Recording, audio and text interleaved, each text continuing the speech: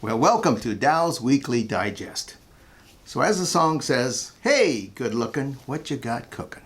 How about cooking something up with me? When we first started Dow's Weekly Digest, we kind of had the tag to it of the word commute. Now get this, folks. In 2021, the Microsoft Corporation, they know the value of a daily commute. You kind of get your mindset ready for the day maybe, or you kind of unwind a little bit. I can remember my first professional job was about 25 miles away. And at that time, that was the craze of the CB radio. And there'd be a group of us, when I was going to work, I'd be talking to, and when I came home, it'd be kind of the same group. And of course, we're all looking for the highway patrol as we take the roads. And probably 5 miles out, I could talk to LaDonna. So it was kind of before the cell phone that come about.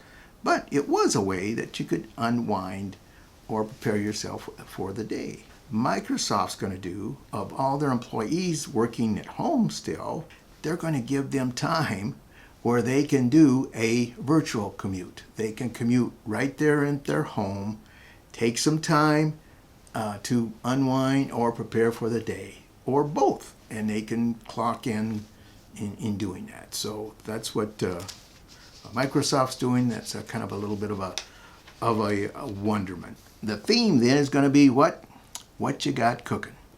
What you got cooking or preparation. And maybe before we start there, let's start with some cowboy wisdom. And my cowboy wisdom today, in fact, folks, I got cowboy wisdom and I have cowgirl wisdom. Now, I'll save the cowgirl wisdom for a little bit later, but my cowboy wisdom is this. It's kind of in the form of a story. And the story goes like this. After eating an entire bull, this mountain lion, he felt so full that he started roaring and roaring and roaring. A hunter comes along and hears him, kills the mountain lion. Well, the cowboy wisdom is when you're so full of bull, maybe it's best that you keep your mouth shut. When you're so full of bull, keep your mouth shut. Little cowboy wisdom. You might be a Lutheran if you think butter is a spice. Put a little salt in there. Oh, I think that's right. A little pepper. Well, maybe it could use a little more thickening. Let's put some what? Let's put some butter in there, okay? And that's not margarine, folks. That's butter. You gotta put some butter in there. So you might be a Lutheran if you think indeed that butter is a spouse there. My South Dakota trivia is a question. What is a Kolache? And where is it celebrated? Well, a Kolache is from Czechoslovakia, and it is a pastry, kind of a puff pastry. And it's got a pocket when they make the pastry. And in that pocket, folks, they will put maybe apricots, peaches, cherry, or even prunes. Now, I'm not a big fan of prunes, but you put that prune in a Kolache, and it's good, folks. It's good. The immigrants start coming maybe in the late 1860s to South Dakota, and it seems like the group from Czechoslovakia, they settled in the southeast part of South Dakota. So in Tabor, South Dakota, they celebrate every June, and they sell thousands and thousands of them kolaches. Now there still is, a Boy Scout camp in south of Yankton, South Dakota on the Missouri River. And maybe, 12 miles from Tabor. And there would be, during the week that boys would stay there, there'd be a week, I think it was usually a Wednesday, that was kind of called a free day for the adults. Well, some of us would kind of band together and we would commute up to Tabor. And we'd have lunch, and guess what we had for dessert? Kolaches.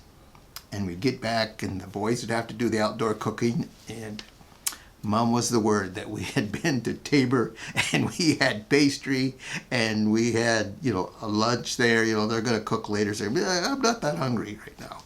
the Kolaches from Tabor, South Dakota. Well, I said the theme was what? Hey, what's cooking? In preparation.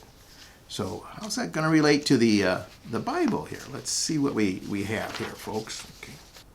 Imagine, if you will, I've got a person and they have got all kinds of cookbooks. And they subscribe to cookbooks. And they love the cookbooks. It's got the real nice pictures. And they just love to look in the cookbook magazine they get of the recipes, because it tells them exactly how to make that particular piece there.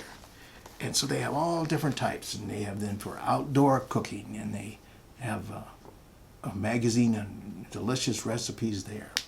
And they even have little things that makes it easy here, where then they can have the beautiful picture on what the food's supposed to look like. And of course on the back they got the exact recipe. In fact, this one here is called Not Your Mama's Baked Beans. So they asked that person, my goodness sake, look at all the cookbooks that you have. You must be a good cook. The person says, well, not really, I don't even cook. What? Yeah, I just love cooking. I love to read about cooking, how cooking is made. If it's a cooking show, I'll watch it, but I don't cook. You know, folks, Holy Bible is kind of like that. You can go to Sunday school, you can go to church, you can go to Bible study. You can do all of that reading about it, knowing the different recipes, kind of recipes for life. But you gotta kind of jump in the water, folks. You gotta go in there and do the things. Enjoy the gifts that you've been given and use them, not for yourself, but for a fellow man. So the verse that I would like to share with you is this then. James 1:22. Do not merely listen to the word and so to deceive yourselves. Do what it says. So you can be all the things you want to do about cooking, but you got to jump in and do it. Okay? Jump in the frying pan. Okay? So that's what's cooking with the Bible. As I said, I had a recollection here. So I'd like to share with you maybe that recollection, but let me get myself prepared for that. Hey folks, look at this, huh? I said the theme was cooking. I'm going to carry the theme forward here. So a little bit like Mr. Rogers, it's not a sweater.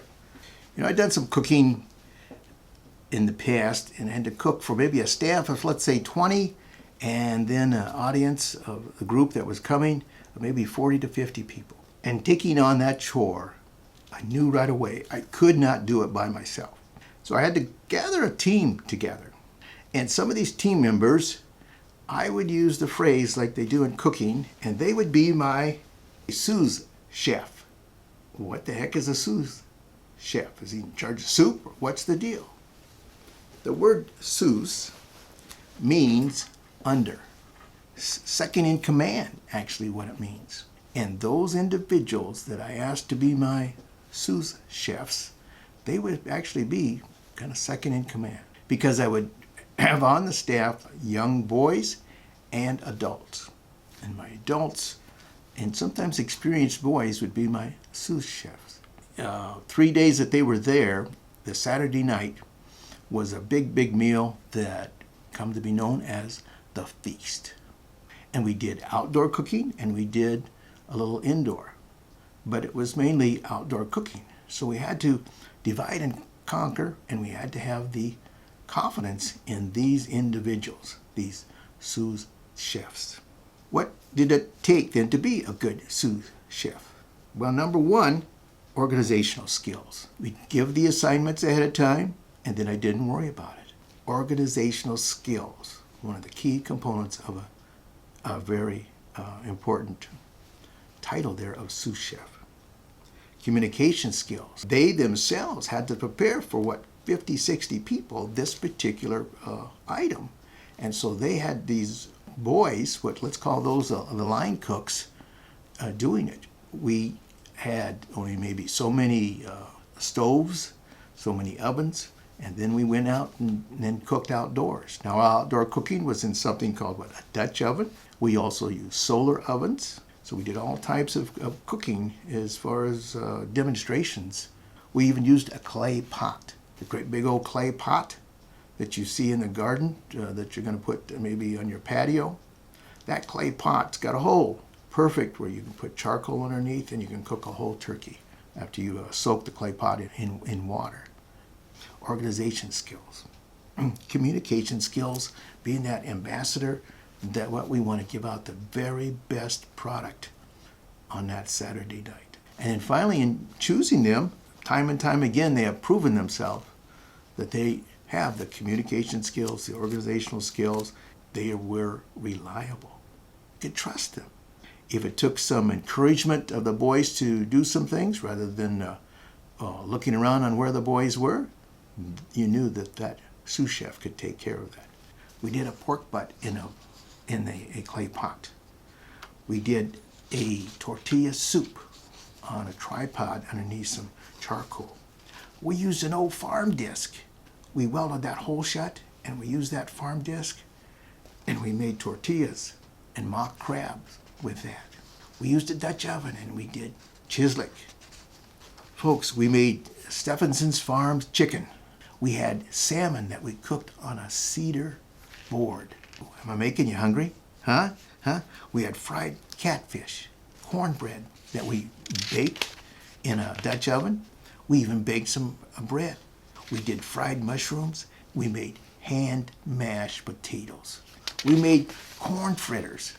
We made strawberry cake, brisket beef, meatballs with gravy, Dutch oven chicken dumplings, plantains, steamed asparagus, roast potatoes and sweet potatoes, chocolate, crackers. We made salmon cakes and we made brownies. That was our feast, folks, that we had there from these sous chefs. They had the organizational skills. They knew what their assignments were. They knew what it took to do it. We had a broken down. They had the communication skills to go out there and work with the boys to get those done, and then they could be trusted that they were going to get her done. One of these people, you're going to see maybe the tallest one in the back, older gentleman, about my age, so Jerry now would have been 73. He was one of my really reliables that I could count on Jerry, and he, number one, if you need me, Ed, I'll be there, and I could trust him that I give him an assignment and he would carry through. And Jerry was a good friend. Little side note, Jerry passed away this last month here, folks, due to the COVID, is what he passed away with. In thinking about this, hey, what you got cooking? And I think financial markets is kind of like a well-run restaurant. Last Friday, folks, I was in a meeting. What comes forth is those qualities I talk about. Organizational skills, the communication skills, and then the reliability and the trustworthy. But each of these participants in this meeting, these fellow associates from financial markets, they were bringing out their particular recipes that was assigned to them, such as our graphic person, talking about the ins and outs of that. Well, then we moved on to the marketing of actually how are we going to communicate what's going to be on our menu.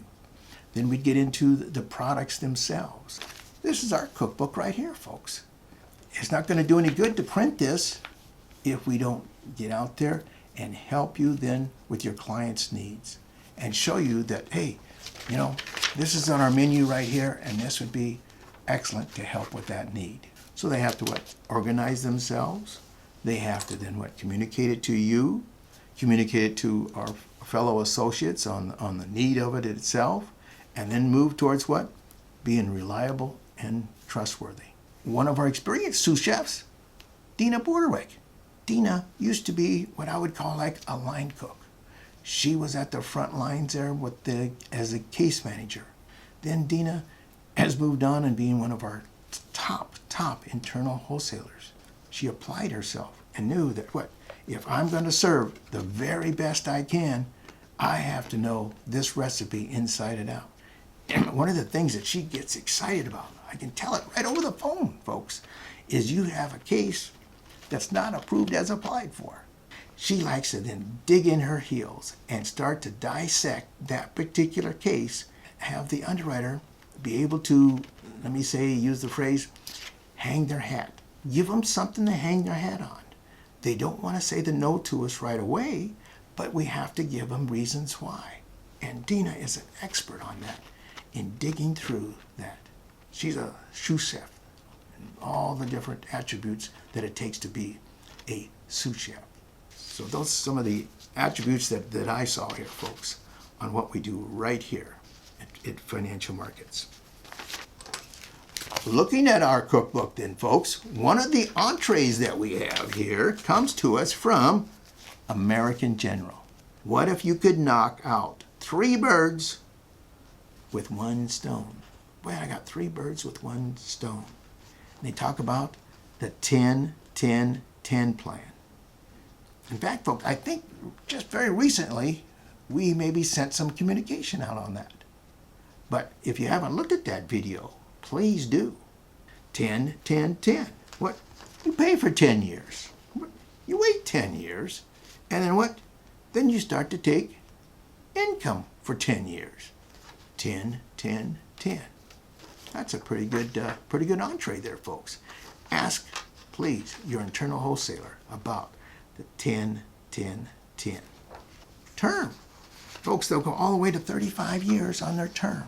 What an opportunity to talk to your client about term insurance and what then the convertibility thereof. But let's get the term placed. Had an old agent once that spoke in front of a whole big group of agents. One young agent asked him, Don, what do you do when the client says they want term and you're showing them a permanent policy? Don paused for a little bit. They were all ready with their pencils on what Don was going to say. He says, I get the application out and I write it. See, Don knew what the importance of having a client. Give them the term today, knowing that that seed can be planted, and he's going to do annual reviews and talk to them and either what partially or maybe wholly start to convert that. He knew he had a client. So get the application out. 35 years, folks. 35 years. AIG just here September 28th have an update on the COVID underwriting guidelines. They've got more liberal. I'm not going to go into details here, but ask your internal wholesaler, say, can you expand upon the underwriting with AIG?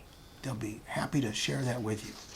Hope you can see with just a little bit that I've explained here what AIG indeed is one of our main entrees that we love to show you. We know it's going to help you with your client's needs. Ask our internal wholesaler about more information. Well, now, folks, we're ready for maybe some recommendations. The Joy of Cooking. And in the poem is by this lady by the name of Kathleen West. It starts out, one of the things I'm most proud of since I was very young is learning to cook and enjoying it so, and what a pleasure it has become. Joy of Cooking. Cute little poem there. Okay. And the book I have for you, again, thinking of the cooking cycle, and it takes the sous chefs, it takes the line cook, it takes the waitress, all of that to serve this superb meal to your clients, is entitled Team Building. And the authors is a Jeff Dwyer and a William Dwyer. I think you'll find it an easy read, but it really's got some valuable points there to come away with there. Team Building.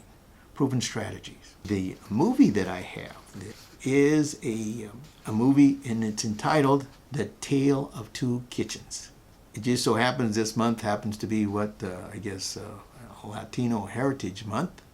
And this movie is about a lady. Her name is Gabriela. Gabriela has a restaurant in Mexico City, and it's a high-end restaurant in Mexico City. And she opens a restaurant in San Francisco. So you have two different cultures, and yet Gabriela, she knows what works in Mexico City. Is she going to be able to transfer that to San Francisco? And it's only about 45-minute movie. It's in the form of a documentary. Kind of helps in accent, you might say, the team building book, because she's only able to get it going in San Francisco by team building. It's a nice little movie. A Tale of Two Kitchens. The song, the singer in this, her name is Kacey Musgrave. And this song, folks, I think is Cowgirl Wisdom. Every single phrase, I believe, is Cowgirl Wisdom. The title is this: Mind your own biscuits and life will be gravy. That's just one of the many, many phrases of, I would say, Cowgirl Wisdom that Kacey has. I think it's kind of a cute little song there. The power phrase for today is as follows. Again, it's short and sweet, okay? What occurs when your cash machine breaks down? The client might ask, what do you mean cash machine? You're the cash machine. You're the cash machine. I bet you got a lot of things here insured. Do you have the cash machine insured? And then it opens it up for you. So, what occurs in case the cash machine breaks down?